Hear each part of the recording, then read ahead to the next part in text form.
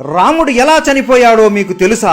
రామనవమి ఎందుకు జరుపుకుంటారో ప్రతి ఒక్కరికి తెలుసు. కానీ రాముడు ఎలా ఈ లోకాన్ని వదిలి వెళ్లిపోయాడో చాలా మందికి తెలియకపోవచ్చు. లక్ష్మణుడు ఎలా చనిపోయాడు? హనుమాన్ని మోసం చేసి రాముడు ఈ లోకాన్ని ఎందుకు వదిలిపెట్టి వెళ్లిపోయాడు? హనుమాన్ ఇప్పుడు ఎక్కడ ఉన్నాడు? ఇవన్నీ ఈ రోజు వీడియోలో తెలుసుకుందాం. ఈ వీడియో ప్రతి ఒక్క రామ భక్తుడు మరియు హనుమంతుడు భక్తుడు చూడాలి. వీడియో చివరి వరకు మిస్ అవ్వకుండా చూడండి. రాముడు రావణుడిని చంపివేశాడు. ఇక త్రేతాయుగం ముగిసే సమయం వచ్చింది. రాముడు అవతారం చాలించాల్సిన సమయం రావడంతో శివుడు బ్రహ్మదేవుడు ఇద్దరు యమధర్మరాజుని నీవు రాముడి దగ్గరికి వెళ్లాల్సిన సమయం వచ్చింది అని చెబుతారు. కానీ యమధర్మరాజు ఎంత ప్రయత్నించినా రాముడి దగ్గరికి కాదు కదా, కనీసం రాజ్యం దగ్గరికి కూడా రాలేడు. ఎందుకంటే సాక్షాత్తు ఆ మహాదేవుడి రూపం అయిన హనుమంతుడు ఎల్లప్పుడూ రాముడి పక్కనే రక్షణగా ఎవ్వరిని దగ్గరికి కూడా రానివ్వకుండా కాపలా కాసున్నాడు. ఒక రోజు రాముడికి శివుడు కలలోకి వచ్చి నీ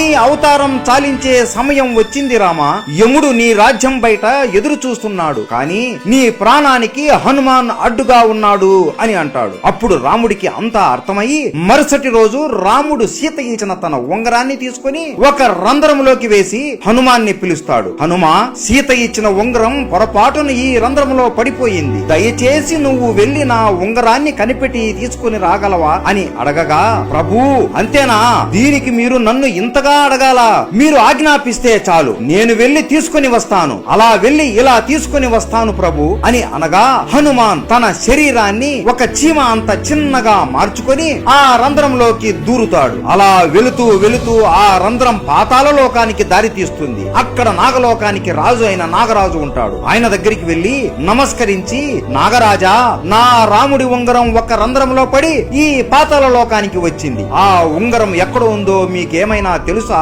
అని అడగగా, ఓహో రాముడి ఉంగరమా, నాకు తెలుసు, ఇక్కడ ఉంది, నాతో రండి అని హనుమాన్ని వెంట తీసుకుని ఒక గృహలోకి తీసుకుని వెళతాడు. ఈ గృహలోనే ఆ ఉంగరాలు ఉన్నాయి అనగా, ఉంగరాలా, నాకు కావాల్సింది నా రాముడి ఉంగరమే కదా అని లోపలికి వెళ్లి చూడగా హనుమాన్ ఆశ్చర్యపోతాడు. ఆ గృహ లోపల ఒకటి కాదు, రెండు కాదు, మూడు కాదు, కొన్ని లక్షల కోట్ల బంగారు ఉంగరాలు ఉంటాయి. హనుమాన్ నవ్వుకొని, నాకు తెలియదా నా రాముడి ఉంగరం ఏదో అని వెతకడం మొదలు పెడతాడు. అయోధ్యలో హనుమంతుడు లేడు అని తెలుసుకొని ఇదే మంచి సమయం అని యముడు రాముడి దగ్గరికి వెళ్లి, రామా, నీతో ఈ రోజు ఏకాంతంగా చాలా ముఖ్యమైన విషయం మాట్లాడాలి. మనం మాట్లాడుకునే సమయంలో ఎవరైనా మధ్యలో వస్తే వారికి మరణదండన ఇవ్వాల్సిందే అని అనగా రాముడు లక్ష్మణుడిని పిలిచి, ఈ బాధ్యత నీదే లక్ష్మణ, ద్వారం దగ్గర ఉండి లోపలికి ఎట్టి పరిస్థితుల్లోనూ ఎవ్వరిని పంపించకు అని ఆజ్ఞాపిస్తాడు. సరే అన్నా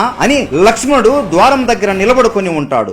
లోపల యముడు రాముడితో ఇలా అంటాడు, స్వామి, శివుడు మరియు బ్రహ్మ ఆజ్ఞ వలన నేను ఇక్కడికి వచ్చాను. మీరు ఈ రాముడి అవతారానికి ఉన్న కార్యం ముగిసింది. ఇక మీరు విష్ణు రూపంలోకి మారి వైకుంఠానికి రండి. లక్ష్మీదేవి మీ కోసం ఎదురు చూస్తూ ఉంది అని అనగా రాముడు నవ్వుతూ సరే యమా అని అంటాడు. ఆ సమయంలోనే మహాకోపిష్టి అయిన దుర్వాస మహర్షి రాముడితో మాట్లాడడానికి అక్కడికి వస్తాడు. కానీ లక్ష్మణుడు, స్వామి, ఇక్కడ రాముల వారు ఏకాంతంగా ఉండాలి అనుకుంటున్నారు, మిమ్మల్ని ఇప్పుడు లోపలికి పంపలేను అని అనగా దుర్వాస కోపంతో, నేను ఇంత దూరం నుండి రాముడితో మాట్లాడడానికి వస్తే నన్ను లోపలికి పంపకుండా అడ్డుకుంటావా?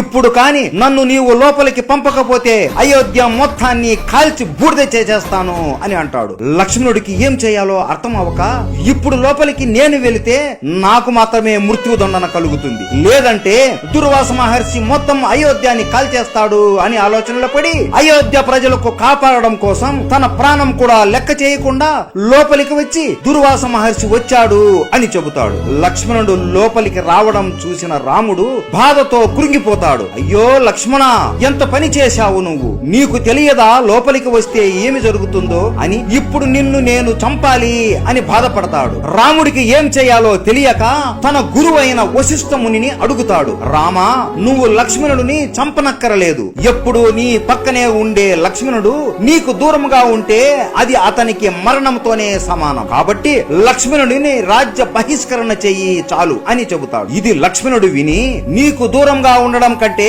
చనిపోవడమే మేలు కదా అన్నా అని సరయూ నదిలో జల సమాధి అయిపోతాడు. ఇది చూసి అతని భార్య ఊర్మిళాదేవి కూడా జల సమాధి అయిపోతుంది. ఈ రెండు మరణాలను ఉంగరాలను చూసి రాముడు బాధతో కురింగిపోతూ నేను కూడా జల సమాధి అయిపోవాలి అని సరియు నది తీరం దగ్గర నిలబడుకుని ఉంటాడు. ఇదే సమయంలో పాతాళ లోకంలో హనుమంతుడు ఏ ఉంగరం చూసినా నా రాముడి ఉంగరం లాగానే ఉంది అని వెతికి వెతికి అలిసిపోయి, ఓ నాగరాజా, ఏ ఉంగరం చూసినా రాముడి ఉంగరం లాగే ఉంది, అసలు ఇన్ని ఉంగరాలు ఇక్కడికి ఎలా వచ్చాయి అని అడుగుతాడు. అప్పుడు నాగరాజు ఇలా వివరిస్తాడు. త్రేతాయుగంలో విష్ణు రూపమైన రాముడు జన్మిస్తాడు. ఎప్పుడైతే ఒక బంగారు ఉంగరం పాతాళ లోకంలో పడుతుందో దాన్ని వెతుకుంటూ ఒక వానరం వస్తుంది. అప్పుడు భూమిపైన రాముడు అస్తమిస్తాడు. దాంతో త్రేతాయుగం అంతమవుతుంది. హనుమ, ఇక్కడ ఇన్ని ఉంగరాలు ఉన్నాయి అంటే ఇన్ని సార్లు రాముడు అస్తమించాడు, అన్ని త్రేతాయుగాలు ముగిశాయి అని అర్థం. జీవితం అంటే ఒక చక్రం హనుమ.